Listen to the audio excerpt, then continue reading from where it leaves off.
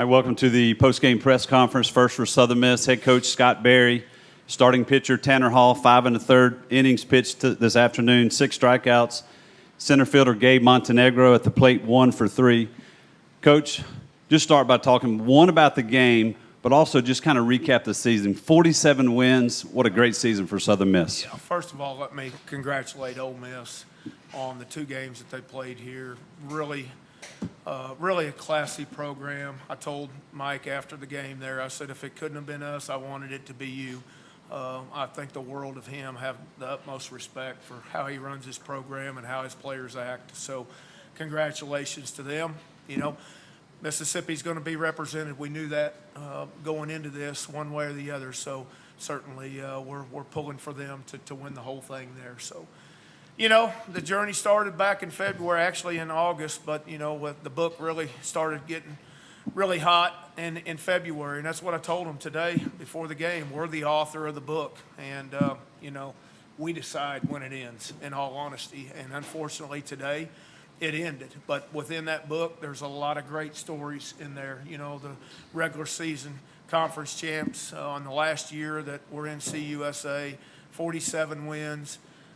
You know, hosting a regional for the 3rd time in the program's history, 2nd in 5 years, winning that regional, you know, having lost to LSU on that Saturday night, and understanding the challenge that was at hand and trying to take it one game at a time to win 3 to get where we are today, and our guys answered that bell. And then doing something this program's never done, and that's host a super regional. So, you know, our program continues to grow. Our fan base continues to grow. We set all kinds of records this year. I can assure you we'll even break those records next year. The momentum that we had coming out of Oxford last year in the regional certainly carried over to this year. But, you know, our players have been resilient. You know, we talk about steady wins the race, and certainly that's exactly what they did up until today.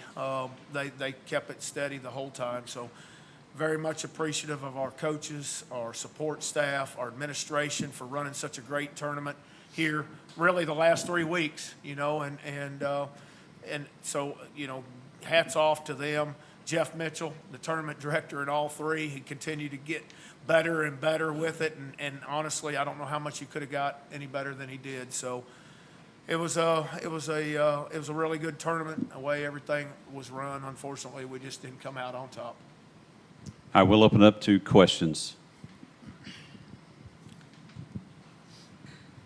Coach, if you don't mind, just kind of talk about some of the challenges that Ole Miss's Hunter Elliott just kind of gave your team on the mound. Man, I tell you, a guy came over there to back up a play, and he hadn't even broke out a razor yet. You know, true freshman. I mean, way ahead of his time. He had mound presence of a senior. He was in total control. You know, I was really, really impressed.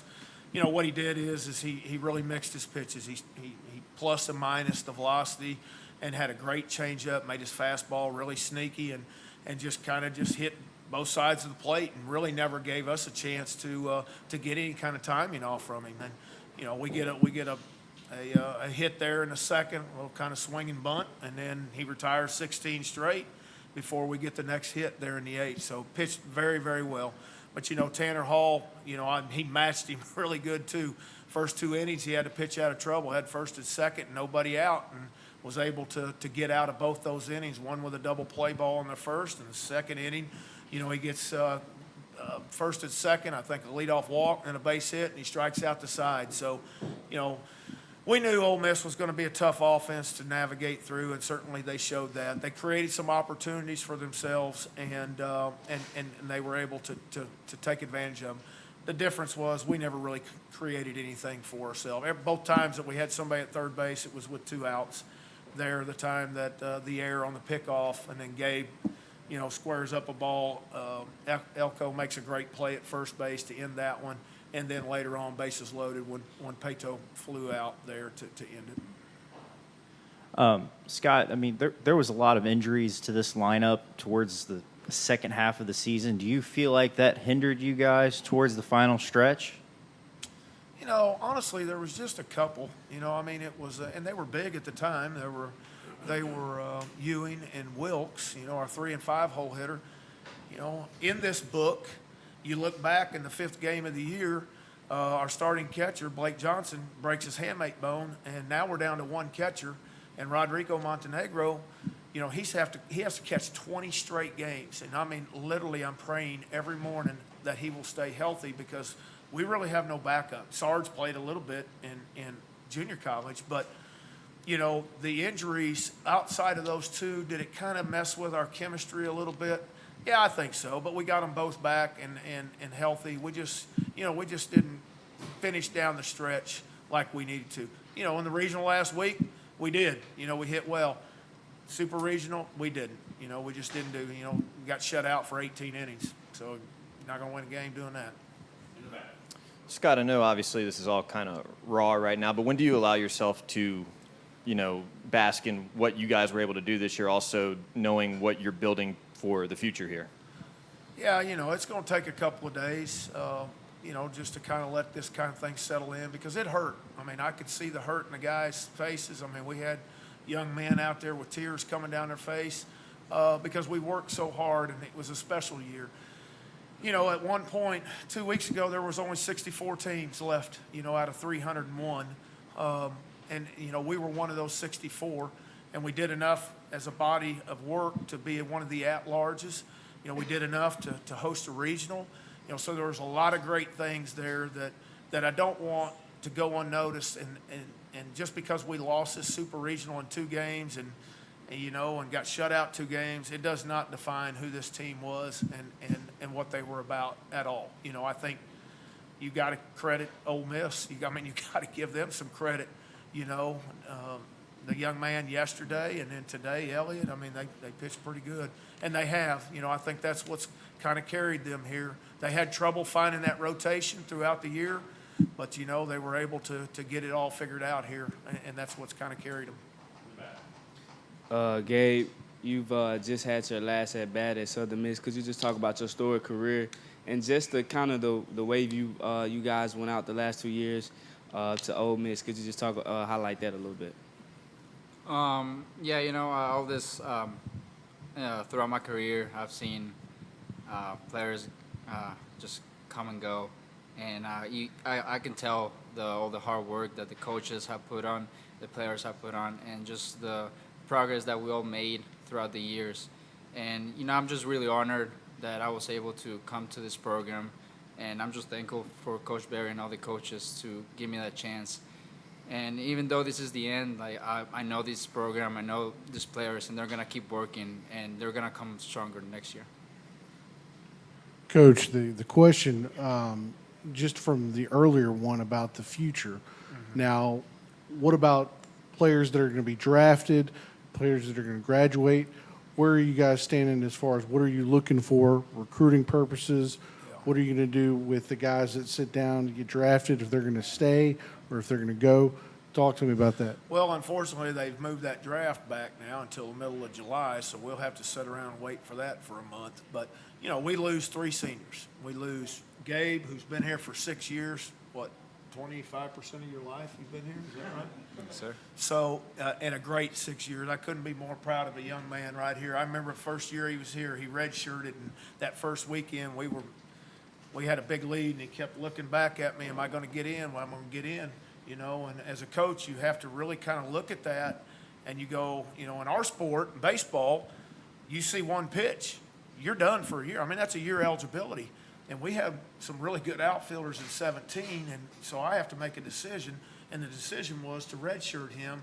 And I think right now, looking at everything, and it was hard for him because he's such a baseball rat. He wanted to play. It was hard for him to see that. But now, move 6 years later or 5 years later, here we are. If we'd have played one inning or saw one pitch in that year, he wouldn't be here with us this year. So, I have tremendous respect for him, how he came out and worked every day and what he brought to our program and representing. There's not many programs that have the Guatemala national flag flying out in the outfield, but they do here, don't they? Yes, sir. And I can't be more proud of this young man right here as a true sophomore. He had his breaking out party last year in the regional against Ole Miss on that Saturday to get us to the championship game, and he hasn't disappointed this year. He's picked up right where he left off. The Boo Ferris Award winner this year for the state of Mississippi. the highest award you can win against some really, really great candidates that he was going against.